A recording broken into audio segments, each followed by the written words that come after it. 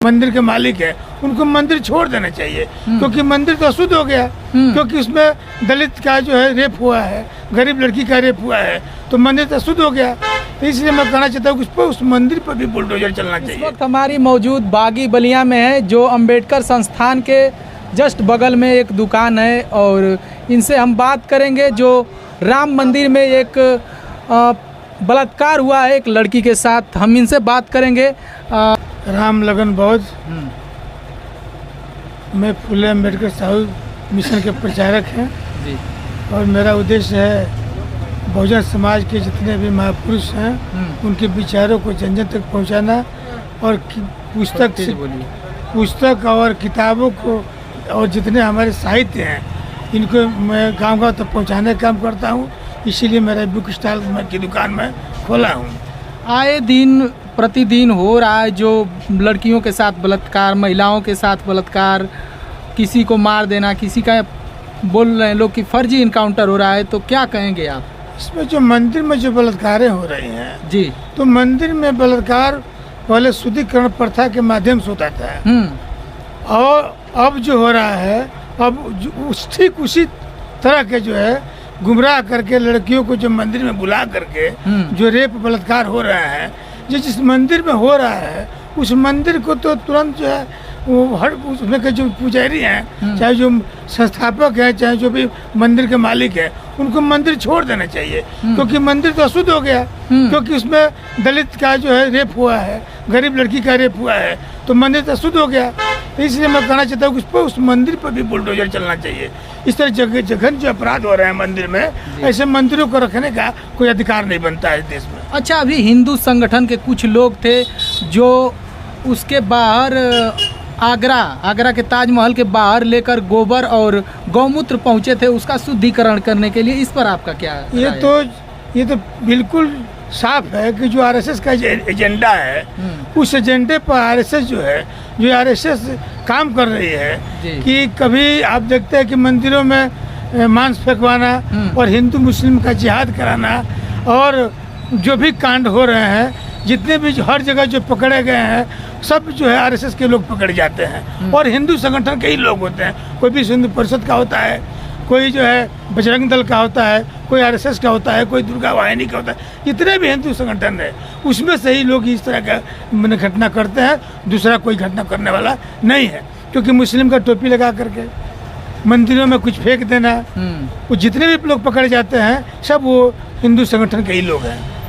अच्छा, अभी हाल ही में एक बयान आया है माननीय अखिलेश यादव जी का, जो एसटीएफ को कह रहे हैं कि ये स्टाफ ठाकुर फोर्स है, इसकी संज्ञा दे रहे हैं एसटीएफ के टीम के लोगों को माननीय अखिलेश यादव जी, तो क्या कहेंगे? भाई, माननीय अखिलेश जी का जो बयान है हमें तो लगता है कि उनका बयान बिल्कुल सत्य है, क्योंकि यहाँ तो जाति को लेकर के जो घटनाएं हो रही है, इनकाउंटर जो हो रहा है, क्योंकि अभी जो बीजेपी में इतने बड़े बड़े दागी वाले और बड़े बड़े जिनके पास मुकदमे हैं, बड़े बड़े माफिया हैं जो बीजेपी रखी है, उनको आज तक तो इनकाउंटर हुआ नहीं, न उनका बुलडोजर चला। तो ये जातिगत आधार पर जो कांड हो रहा है, जाति के नाम पर यादव को टारगेट किया जा रहा है, मुस्लिम को टारगेट किया जा रहा है, तो जिहाद के नाम पर किया जा रहा है, जो बाब लिंचिंग का मामला है मुस्लिम को टारगेट किया जा रहा है। तो ये जघन्य अपराध है और जातीयता को देख करके काम की सरकार कर रही है, जबकि ऐसा नहीं होना चाहिए। तो आखिर कौन सरकार बहुजनों को, अल्पसंख्यक को, सबको जोड़ कर लेकर चलने वाली है सरकार? भाई, जो बहुजन हिताय बहुजन सुखाय का जो नारा माननीय कांशीराम साहब ने दिया था, ठीक उसी विचारधारा को हम देख रहे हैं कि लंबे समय से जो भी बीमार में आई है, कुछ बहुजनों में आस लगी है कि बहुजन हिताय बहुजन सुखाय के रास्ते को ये अख्तियार करके ये संगठन चल रहा है।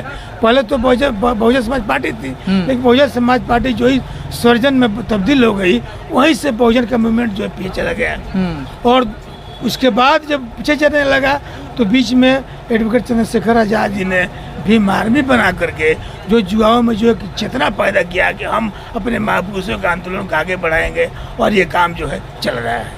तो आपके कहने का साफ तौर पर ये मतलब है कि माननीय चंद्रशेखर आजाद जी बहुजन समाज की बातों को उठाएंगे और उनके अलावा कोई दूसरा नहीं? भाई, हम तो जो कह रहे हैं, हो सकता है कि हम पार्टीगत या संगठन के आधार पर हम कह रहे हो, लेकिन पूरे देश में अभी जो वो विदेशी जो टाइम्स का जो पत्रिका निकली थी उसमें हाँ। सब देशों में जो इनका नाम आया था, टाइम्स ऑफ मैगजीन। हाँ टाइम मैगजीन में, तो 100वां 100 नंबर पे का नाम आया था। वो फ्री में नहीं आया था, इनके काम को देखते हुए वो आया था।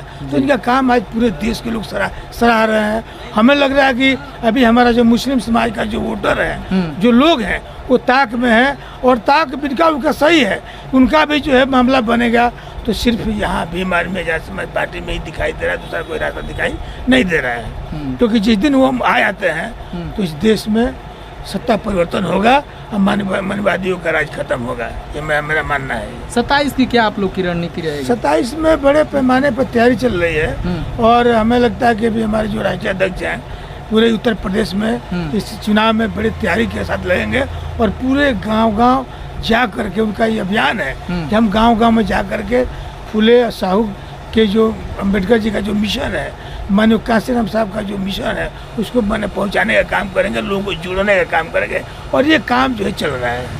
चलिए, बहुत बहुत धन्यवाद।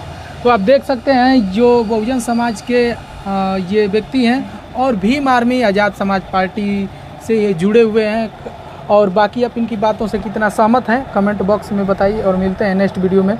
जय हिंद, जय भारत।